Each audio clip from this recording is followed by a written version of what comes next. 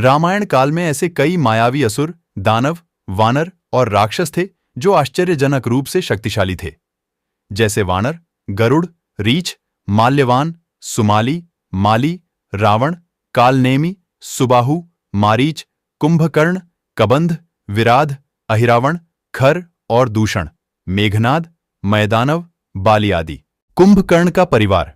कुंभकर्ण के दादा पुलस्त्य और दादी का नाम हव्यरभुवा था। उसके पिता का नाम विश्वश्रवा था। आर्षि विश्वश्रवा ने आर्षि भारद्वाज की पुत्री इलाविदा से विवाह किया था, जिनसे कुबेर का जन्म हुआ। विश्वश्रवा की दूसरी पत्नी कैकसी से रावण, कुंभकर्ण, विभीषण और सूर्पणखा पैदा हुई थीं। खर, दूषण, कुंभिनी, अहिरावण और कुबेर कुंभकर्ण के सौतेले भाई थे। कुंभकर्ण की पत्नी वरोचन की कन्या वज्रज्वाला थी। उसकी एक दूसरी पत्नी का नाम करकटी था।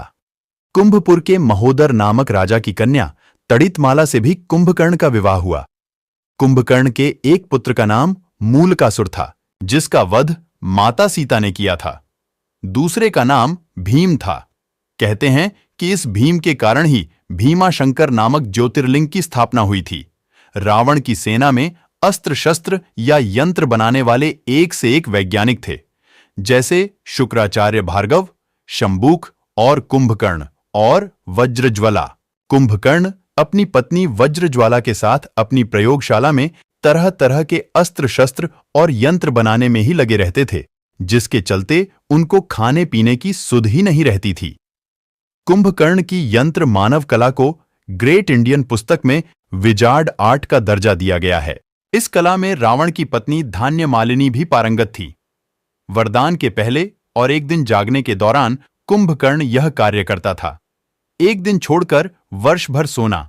रावण का भाई कुंभकर्ण 6 महीने बाद एक दिन जागता और भोजन करके फिर सो जाता, क्योंकि इसने ब्रह्मा जी से इंद्रासन की जगह निद्रासन का वरदान मांग लिया था। इसका शरीर विशालकाय था। कहते हैं कि कुंभकर्ण जन्म लेते ही कई लोगों को खा गया था, जिससे घबराकर सारी प्रजा इंद्र से मदद मांगने लगी। उसके बाद इंद्र और कुंभकर्ण के बीच युद्ध हुआ, लेकिन कुंभकर्ण ने इंद्र को हरा दिया था। युद्ध के दौरान किसी तरह कुंभकर्ण को जगाया गया। कुंभकर्ण ने युद्ध में अपने विशाल शरीर से वानरों पर प्रहार करना शुरू कर दिया। इससे राम की सेना में हाहाकार मच गया। सेना का मनोबल बढ़ाने के लिए राम ने कुंभकर्ण को युद्ध के लिए ललकारा और भगवान राम के हाथों कुंभकर्ण वीरगति को प्राप्त हुआ। उसके शव के गिरने से लंका का बाहरी फाटक और परकोटा गिर गया।